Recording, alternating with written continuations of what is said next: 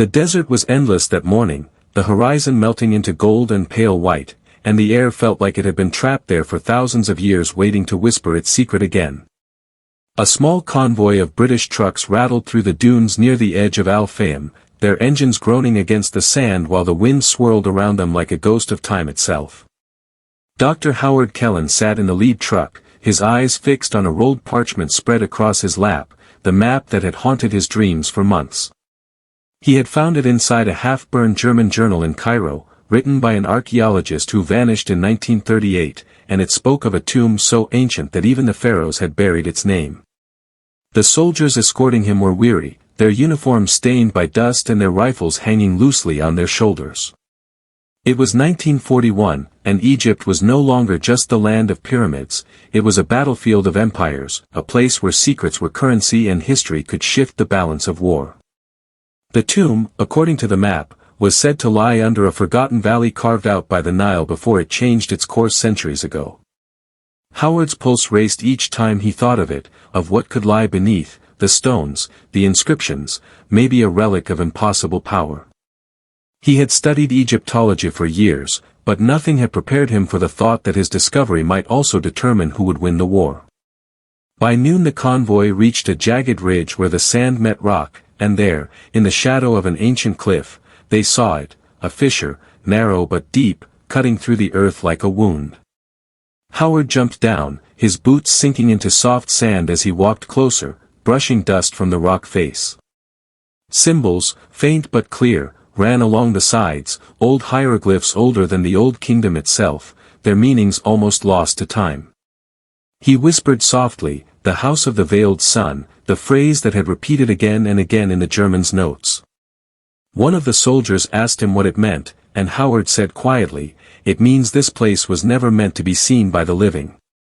They began digging at once, setting up a small camp as the sun fell behind the ridge. The air grew cooler, and the sky turned red like burning copper. The sand gave way easier than expected, as though the earth itself wanted to be opened. Howard felt a strange unease in his chest, something ancient watching from below, and for a moment he almost told them to stop, but his obsession won over his fear. When the first stone doorway emerged, the men gasped.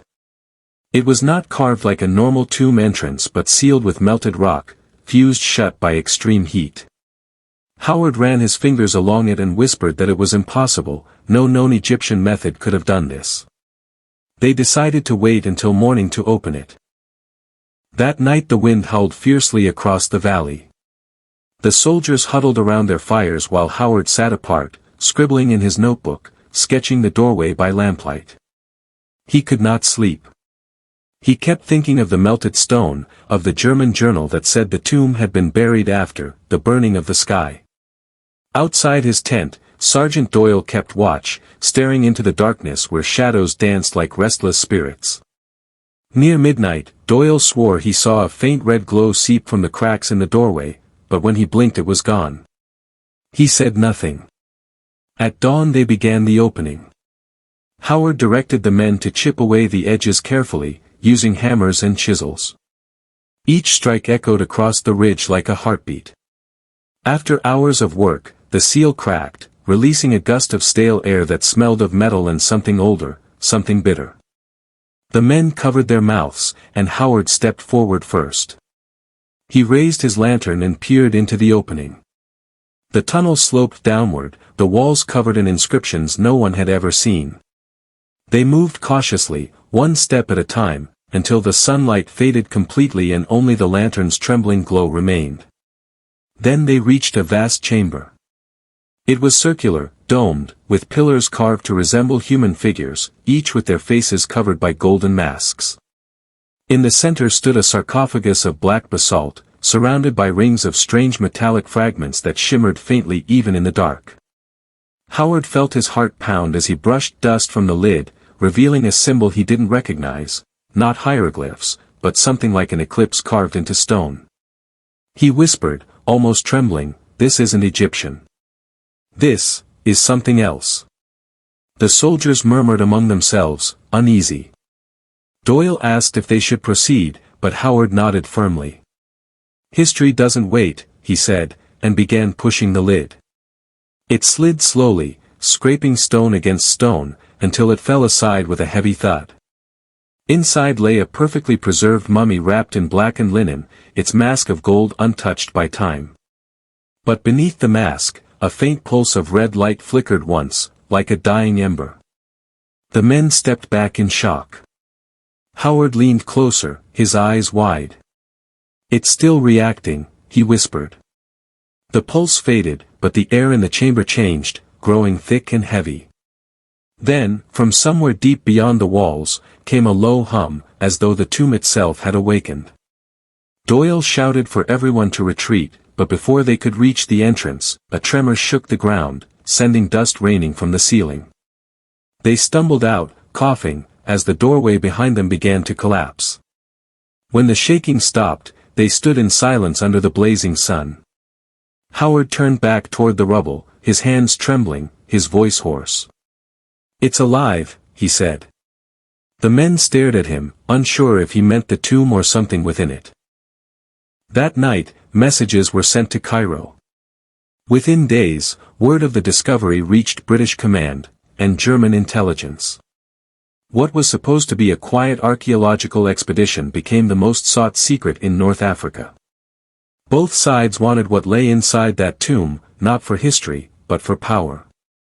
Far away, in Berlin, a man in a dark uniform received the report and smiled faintly. "Send an agent," he ordered. "If the British found it first, we'll take it from them." Back in the desert, Howard could not stop thinking about that faint red glow beneath the golden mask. He didn't know yet that his discovery would soon divide nations, awaken ancient forces, and drown the sands of Egypt in both war and mystery. And deep beneath the earth, behind the collapsed doorway, the red pulse flickered once more, brighter this time, like an eye-opening after a long sleep. The desert had never felt so tense. Days after the discovery, the British convoy had established a fortified camp near the ridge, camouflaged with canvas and sandbags. Howard moved between the tents, exhausted but restless, his mind consumed by the memory of the pulse beneath the sarcophagus. Soldiers whispered rumors about the glow, about the chamber itself. Some swore the tomb hummed at night, a sound that rattled the teeth and settled in the bones. Howard didn't tell them what he had seen exactly, but he knew one thing: whatever lay inside could change the war. Early one morning, as the sun painted the sky in streaks of orange and pink, Lieutenant Carver came running into Howard's tent, a telegram clutched in his hand. "Doctor, you need to read this," he said, his voice tense. Howard took it and scanned the words quickly. The German forces had sent a special expedition into the desert under the cover of secrecy. Their objective, the tomb. They were moving fast, guided by a man who had studied the same journal Howard had found.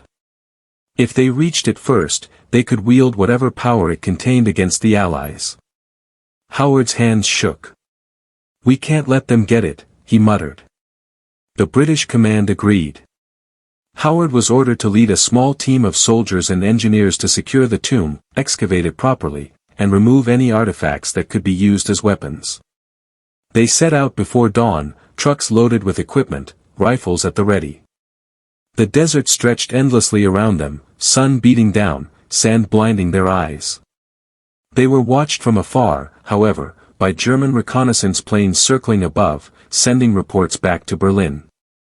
Howard knew the Germans were closer than anyone suspected. The excavation was slower than before, careful and meticulous. Howard had insisted on recording every symbol, every carving, every fragment of metal. The chamber was unlike any tomb he had ever studied. The black basalt sarcophagus sat at the center, surrounded by rings of strange metal fragments that emitted faint heat. He could not touch them for long, the warmth burned the skin subtly, like a warning. Night fell, and a campfire burned near the entrance. Howard stayed inside, lantern in hand, staring at the sarcophagus. He swore he could see movement beneath the mask, faint, almost like a pulse. The air smelled of iron and something older, something that seemed to whisper in a language just beyond understanding. Suddenly, the desert trembled. A convoy of German trucks appeared over the ridge, dust swirling in their wake. Soldiers shouted alarms, rifles were loaded, and Howard realized they were under attack. "Defend the tomb," he yelled. The British fired, the desert echoing with gunfire. Bullets ricocheted off rocks, kicking up clouds of sand. German soldiers advanced, shouting orders in guttural tones, some carrying strange crates that rattled ominously. The camp was chaos. Howard ran, dragging maps and notes, knowing that if the Germans breached the tomb, the world might change forever. Amid the fighting, one German officer, tall with a scar across his face, moved faster than the rest. He reached the edge of the excavation and froze. The sarcophagus's lid began to hum softly, low and insistent. The metal fragments glimmered brighter, and the faint pulse beneath the mask grew into a steady beat, like a living heart. The German officer's eyes widened. He raised his hand as though to touch it, but a blast of heat from the sarcophagus threw him back. Men screamed, some were burned lightly by the unseen force, their hair singed, their uniforms scorched. Howard watched in horror and awe, realizing the tomb was not just ancient, it was alive in some way, defending itself. When the fighting subsided, both sides had withdrawn temporarily, shocked by what they had seen. Howard realized the power inside the tomb could not be controlled by men. It was not meant to be wielded as a weapon. He ordered the British to reinforce the camp and seal the chamber more securely. He wrote notes, sketches, anything that could explain the phenomena without revealing the tomb's true nature. But he knew it would not be enough. Germany would send more forces, more soldiers, more scientists who would risk anything to unlock the tomb. And now that the secret was out, the desert would never be safe again. Over the next few days, tension in the camp grew. Soldiers reported strange visions, nightmares, and some even refused to enter the excavation site. Howard himself awoke one night to find the chamber glowing faintly red. Shadows twisted along the walls, forming shapes of ancient kings and strange creatures, their eyes shining gold. He could hear whispers, almost voices, in the language of the hieroglyphs, warning him to leave. But he could not. He had come too far. He had to know the truth. Then a message arrived from Cairo, brought by a messenger on camelback. It was from the British High Command, German forces moving north. Tomb must be secured at all costs. Howard felt the weight of history pressing down on him. This was no longer an archaeological mission, it was a war for the impossible. He met with Sergeant Doyle, Carver, and a few of the engineers to discuss a plan. They would transport the sarcophagus carefully, encase it in steel, and move it under the cover of night to a hidden location. It was risky. The desert was vast, but not vast enough to hide from the Germans for long. The night of the transport was tense. Howard and his team moved silently through the dunes, carrying the sarcophagus on a reinforced platform. The tomb's glow pulsed faintly, as if aware of their movement. For a moment, Howard thought he saw the shadows of figures following them across the sand, watching, waiting. A German plane flew overhead, forcing them to hide in a shallow trench. Every heartbeat felt like thunder. Every gust of wind seemed to whisper danger. They reached a narrow canyon, where the rocks offered cover from reconnaissance. Howard paused, looking at the sarcophagus. "We're not just moving stone," he said quietly. "We're moving history, and something that might not forgive us." Doyle nodded, gripping his rifle tightly. The glow beneath the mask flickered again, and Howard felt a strange warmth in his chest, a connection he could not explain. He knew the tomb was more than a tomb. It was a guardian, an ancient sentinel waiting for the right moment to act. As they set the sarcophagus down, the ground trembled again, faintly at first, then stronger. Howard stared at the walls of the canyon, noticing fissures spreading across the rocks. A deep rumble echoed, like the desert itself was awakening. For a brief, terrifying moment, he wondered if they had underestimated the tomb, if it had plans of its own. Doyle shouted a warning as a crack opened near the base of the canyon, sending a shower of stones down. They ran, dragging the sarcophagus, fighting against the pulse of the desert, against the heat and shadows that seemed to move with them. By dawn, they had reached a hidden cave system far from the ridge. The sarcophagus was placed on a pedestal, surrounded by the metal fragments that now glowed faintly red. Howard collapsed against the rock wall, exhausted, but the tomb seemed calm, almost silent. He realized that for now, they had survived. But this was only the beginning. The Germans would come again, and the tomb would demand its due. The desert had swallowed secrets for thousands of years, and now, history itself was alive, and it was hungry. Howard wrote one final note before resting: "This tomb is not ours. We are its guests. If the world is to survive, no one must ever wield what lies within. Not Britain, not Germany, not anyone." Outside, the desert wind howled, carrying with it the whispers of the past, of empires and kings, of battles long forgotten, and of a power that could no longer be contained. The desert had changed. It was no longer a quiet expanse of sun and sand but a stage for forces beyond understanding, where men moved like pawns and history itself whispered warnings in the wind. Howard Kellen stood at the entrance of the hidden cave, his hands clutching a lantern, the faint red glow from the sarcophagus illuminating the walls in a way that made the shadows appear alive.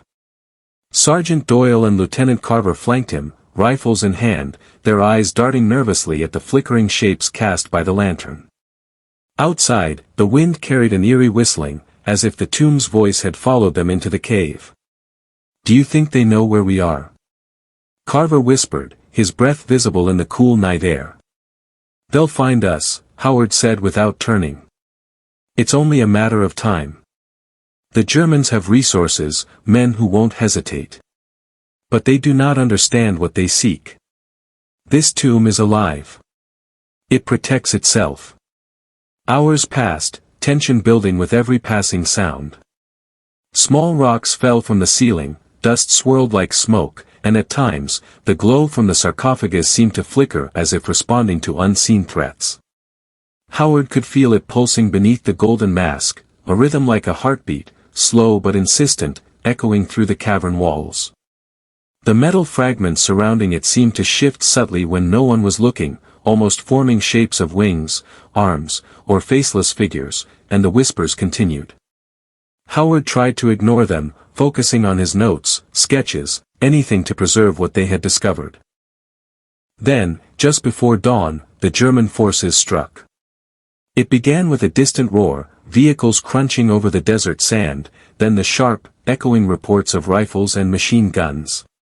Explosions shook the cliffs, sending dust and pebbles tumbling down into the valley. Howard, Doyle, and Carver scrambled to secure the cave entrance, laying traps of rock and sand to slow the approaching troops. The red glow inside the tomb pulsed violently now, brighter than ever, and a low hum filled the cave, vibrating through the stone floor, into the soldiers' boots, making the hair on their arms stand up. The Germans, led by the officer with the scar, advanced cautiously. They carried strange instruments, mechanical devices that rattled and buzzed. Howard realized they intended not just to seize the tomb but to unlock it, to probe its secrets without regard for the consequences. He could hear their orders shouted in German, and he understood that if they succeeded, the balance of the war could shift, but more terrifyingly, something far older than politics would awaken. Doyle fired a warning shot, the sound echoing sharply, and the Germans responded with coordinated precision. Sand and stone flew as the firefight escalated. Bullets tore through the cave walls, small rocks showered them, and the metallic fragments surrounding the sarcophagus began to glow even brighter, casting dancing shadows that seemed to move independently of the soldiers. Then, one of the fragments detached and hovered in the air, spinning slowly, and a faint heat radiated from it, burning through metal and flesh alike. A German soldier screamed as his hand caught the heat, dropping his rifle and staggering back. Howard felt a pang of fear but also awe, the tomb was defending itself. Amid the chaos, Howard noticed the scarred officer moving directly toward the sarcophagus. He raised his weapon and aimed, but before he could fire, the air in the cave thickened, shimmering like molten glass. The red glow intensified, and a beam shot upward from the sarcophagus, splitting the darkness, illuminating every hieroglyph, every figure carved into the walls. The officer froze, shielded his eyes, and then the beam contracted, striking him squarely in the chest. His scream echoed through the cave before abruptly cutting off. When Howard dared to look, the man was gone, vanished as if the tomb itself had swallowed him. The remaining Germans faltered, fear overtaking strategy. Doyle and Carver seized the moment, pushing them back with a barrage of fire. But the tomb's reaction was not complete. The metal fragments floated higher, circling the sarcophagus like planets around a sun, the red glow forming a dome that pulsed with an otherworldly rhythm. Howard realized with horror that the tomb could not be moved or contained as they had planned. Its power was not something humans could control. A sudden quake shook the cave, dust falling from the ceiling. The walls seemed to bend, and for a moment, Howard thought the stone itself was alive, moving with intention. The floor split beneath the German soldiers, swallowing several, their screams cutting off abruptly. The remaining troops fled, dragging their wounded, abandoning equipment, and retreating into the desert as if the tomb had cursed the very sand itself. Howard watched silently, his mind racing. They had survived, but only because the tomb allowed it. Hours passed. The desert returned to its quiet, suffocating calm. Howard knelt before the sarcophagus, examining the floating metal fragments. The red glow dimmed, pulsing slowly, like a deep, contented sigh. He understood then what the tomb was, not just a burial chamber, not a relic, but a sentinel. It had survived centuries because it chose its time, it judged intruders, and it decided who could witness its secrets. Howard felt a strange kinship with it, a respect he could not put into words. By midday, the British command sent reinforcements. Howard reported the encounter but withheld the most terrifying details. They would need to know only that the tomb was too dangerous to move, that it could not be excavated further without risking lives. Plans were made to guard the cave, to monitor the area, but Howard understood that this was a temporary solution. The tomb had awakened, and history would remember it not as a discovery, but as a force beyond comprehension. At night, Howard stayed by the sarcophagus, watching the faint pulse of red light. He wrote in his journal, "This tomb is not ours. It will not be controlled. Those who seek its power will perish. I do not know if the world will ever understand what lies here, but I know that it watches, waits, and judges." The cave was silent except for the occasional whisper, faint as if carried on the wind, a voice from centuries past reminding him of the fleeting nature of human ambition. Days later, the desert returned to normal, the dunes shifting, hiding the entrance from sight. The Germans made no attempt to return immediately, cautious after the losses, and the British guarded from a distance, respecting what they could not control. Howard remained near the tomb, documenting every detail he could, sketching the strange hieroglyphs, writing descriptions of the metal fragments, the sarcophagus, the glowing mask. Yet he knew that no words could capture the true nature of what lay beneath the earth. Then, as the sun set one evening, the red glow pulsed once more, brighter and stronger than before, and for a brief moment, Howard thought he saw a figure rising from within the sarcophagus. Its golden mask gleamed, eyes hidden yet piercing, and its presence filled the cave. He fell to his knees, overwhelmed by a mixture of fear and awe. It did not move, did not speak, yet its existence conveyed something undeniable. The past had power, the ancient had wisdom, and some secrets were never meant for men. Howard closed his journal, tears in his eyes. "Let them rest," he whispered, and for a moment, he thought he heard a voice respond, faint and melodic, carrying through the air like wind over the sand, "We endure, we watch, we choose." The desert swallowed the words, leaving only silence.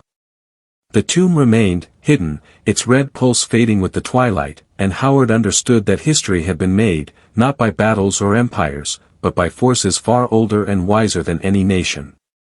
The world would continue its war, blind to the truths beneath the sands, and the tomb would wait, patient as the stones, eternal as the desert itself. Howard Kellen finally rose, looking out at the dunes stretching endlessly before him. He had witnessed something beyond understanding, something that had survived millennia without aid. The desert wind carried whispers of kings long gone, of civilizations that had risen and fallen, of secrets buried beneath the earth. And somewhere deep within the tomb, behind the black basalt sarcophagus, the red pulse continued its silent vigil, waiting for the next chapter, the next intruder, the next moment in which humanity would dare to reach too far. In that vast, sun-baked silence, Howard felt both awe and terror. The tomb had chosen him as witness, yet it had also reminded him of the limits of human ambition. The desert, eternal and indifferent, carried its secrets well. Men would fight wars, build empires, and forget history, but the tomb remained, alive, patient, eternal. And somewhere beneath the shifting sands, the pulse of red light throbbed like a heartbeat, steady and relentless, promising that some mysteries are never meant to be owned, only respected, feared, and remembered. The desert reclaimed its silence, and the tomb waited.